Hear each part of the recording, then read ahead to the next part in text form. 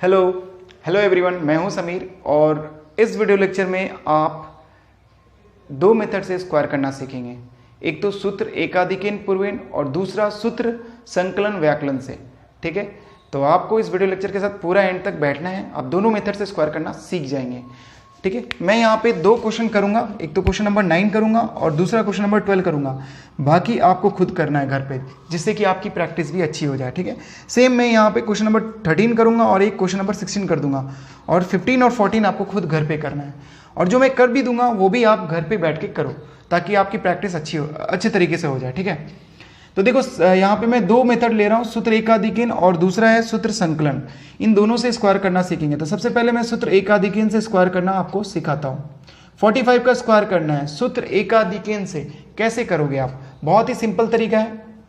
आपको यहाँ पे सबसे पहले तो 45 को ऐसे लिख लो, दो बार मल्टीप्लाई में। ठीक है, उसके बाद आपको यहाँ पे कॉलम ड्रॉ कर लेना है। ये वाला राइट कॉलम हो गया।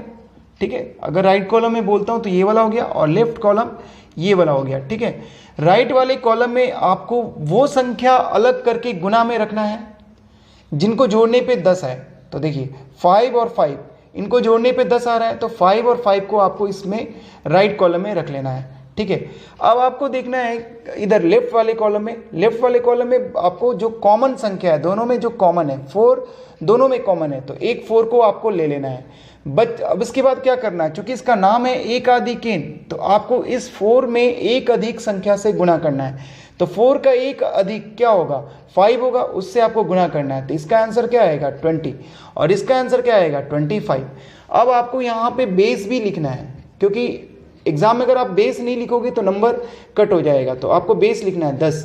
बेस को हिंदी में क्या बोलते हैं, आधार बोलते हैं। ठीक है, तो आधार क्या हो गया 10 हो गया। ठीक है, तो अब आप देखो 10 में कितना जीरो है, एक जीरो है। तो एक जीरो है, तो इसका मतलब यहाँ पे जो हम लेंगे संख्या, मतलब आंसर जो लिखेंगे उसमें राइट कॉलम से 2 संख्या लेंगे।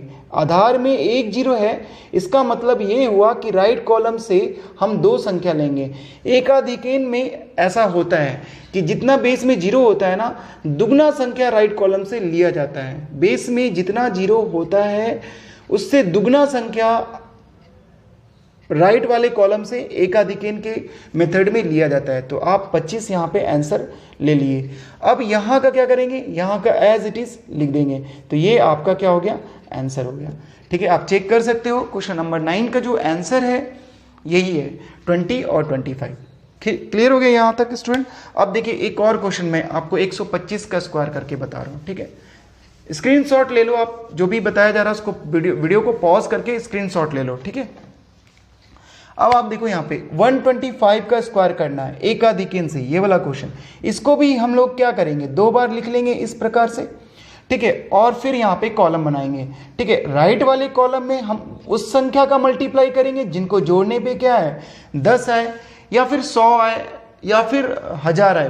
1000 तक जाता नहीं है, 100 तक ही काम आपका, आपके क्लास में 100 तक ही काम पूरा हो जाता है। ठीक है, तो 1000 तक जाता नहीं है, तो आपको उन संख्या को अलग कर लेना है। अब इधर बच क्या गया, कॉमन संख्या बच गया 12, जो दोनों में कॉमन है, तो 12 को यहाँ लिख लेंगे। अब इसका एक अधिक कर लेंगे यहाँ पे। ठीक है, और यहाँ पे इसका आंसर लिखेंगे 25 और इसका आंसर आएगा 156 मल्टीप्लाई करने पे। फिर आपको यहाँ पे बेस लिख लेना है। बेस यानी कि आधार क्या हो गया 10। अब आप देखो यहाँ पे चेक करो, यहाँ पे जीरो कितना है, एक जीरो है, तो डबल संख्या आपका आंसर में आ जाएगा। ठीक है, राइट वाले कॉलम से डबल संख्या। ये सिर्फ एकाधिकेन में ही होता है, ये सिर्फ एकाधिकेन में होता है, इस चीज़ का आप ध्यान रखना, ये सिर्फ एकाधिकेन में होता है। ठीक है, तो ये हो गया 25। अब आपको यहाँ पे ये चीज़ एज इट इज़ नीचे लिख देना है। तो ये आपका क्या हो गया, आंसर हो गया। आप चेक कर सकते हो, यही आपका आंसर है। ठीक है, क्वेश्चन नंबर कौन सा है, 12 है। तो 12 को आप जाकर के चेक कर लो कि ये आपका आंसर।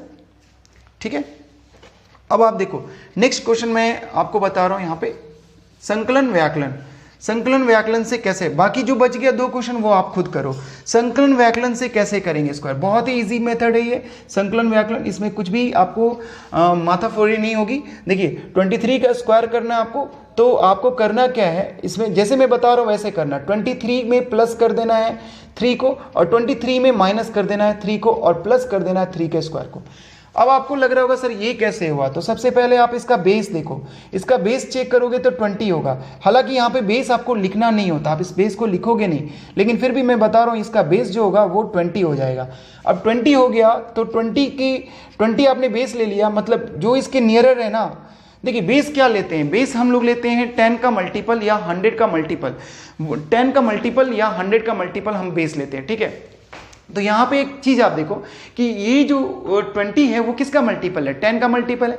और आपको ये भी चेक करना है कि 23 किसके मल्टीपल के नजदीक होगा, 10 के मल्टीपल के नजदीक होगा, और 10 का मल्टीपल कौन सा, 20, तो 20 के नजदीक होगा। तो इस तरह से आपको बेस लेना होता है। तो क्लियर है आपको ये चीज, ठीक है। तो बेस आप यहाँ पे क्या ले लोगे, 20। अब 20 में ये चेक करोगे कि 20 में ये कितना अधिक है, 20 में कितना जोड़ने पे 23 आ जाएगा, तो 3 जोड़ने पे 23 आ जाएगा, ठीक है। तो मतलब यहाँ पे डेविएशन क्या हो रहा है, 20 में कितना डेविएशन हो रहा है, डेविएशन मतलब विचलन, हिंदी में इसको बोलते हैं विचलन। तो विचलन कितने का आ रहा है, 3 का आ रहा है ना, तो इसलिए मैंने यहाँ पे 3 ऐड किया है, 3 घटाया है और 3 को स्क्वायर करके जोड़ा है, ठीक है। तो इसका आंसर आएगा 26 मल्टीप्लाई है, यहाँ पे देखो 2 ब्रैकेट लगा हुआ, मतलब 2 ब्रैकेट के बीच में कुछ साइन नहीं होता तो क्या होता है, मल्टीप्लाई होता है, ऐसा आपको छोटे क्लास में बताया गया होगा। 20 हो जाएगा और यहाँ पे +9 हो जाएगा। जब आप इसको सॉल्व करोगे पूरे को तो इधर आएगा 520 + 9 यानी कि 529। क्लियर है ये आंसर हो गया, आप चेक कर सकते हो, ये आंसर आएगा, ठीक है। स्क्रीनशॉट ले लो स्टूडेंट, मैं मिटा रहा हूँ, ठीक है ना, पॉज करके वीडियो को स्क्रीनशॉट ले लो।